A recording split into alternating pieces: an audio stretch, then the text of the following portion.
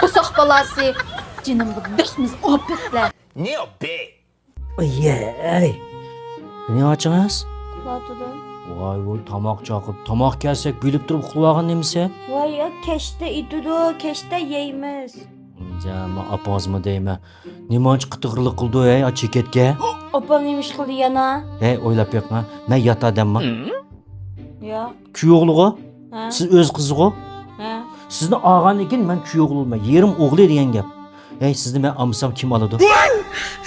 Bomba gapi. Ha, shu gap sizni tavakkul qilib men sizni og'an ekan. Men kuyovli bo'lgan ekan. Benim o'zim o'g'ilda ko'z bulgan nima? Mo kichik chikat kimi deyman, oqimizdan birlashib odamning ko'ngliga azor berib, bu asat qiyirchilikdek oyoqda, mo kichik chikat moyoqdan odamning ko'ngliga azor beryapti. Shundaymi? Ocham ko'z bilmatamda nima?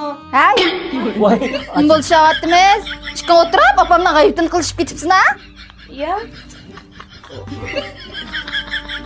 Bikolik yegan tomoq beqinimga ustishyaptamda shikongni. O'tirib, opam bilan mening g'ayibimni qilishib. Yo'q, ocha shu seni bikobosin seni pranshayli deb kelgan. Voy, men bu shikongning uchun nima ekanligini obdan bilaman.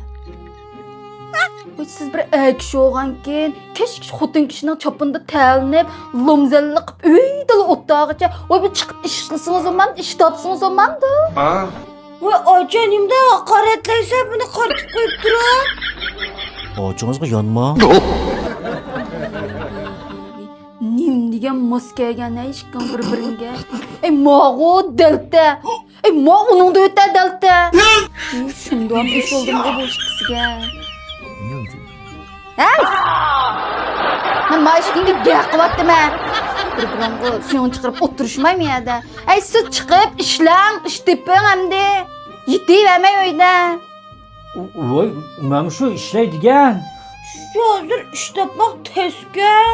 Unasi bir ishlaysiz buni ya diplomlari bo'lmasa haqida ishlaydi.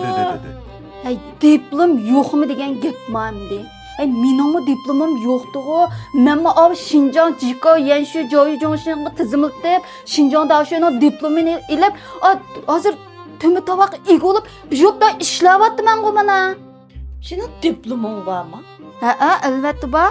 Mushu maktabga tizimlatsang-chu, kasbiy o'quvchilarning Xinjiangdagi har qaysi dasholarning diplomini olishga kapolatlik qiladi ekan. Ham maxsus plan tuzib berdi ekan. Nima ish bor? Voy rost, men qarang, men faqat ancha-muncha telefonda dars ko'ribla imtihonlarga qatnashdim. Hatto o'qish bitirish maqolasini yozishimga o'qituvchilar yordamlashdi. Mening diplomimcha qara zikobinko, davlatning uchur to'ridan tekshirsangmi chiqadi. Bu jarayonda maktabga beribmi baxmadim. Eng tez suratda 2 yilda qo'longa tegadi ekan.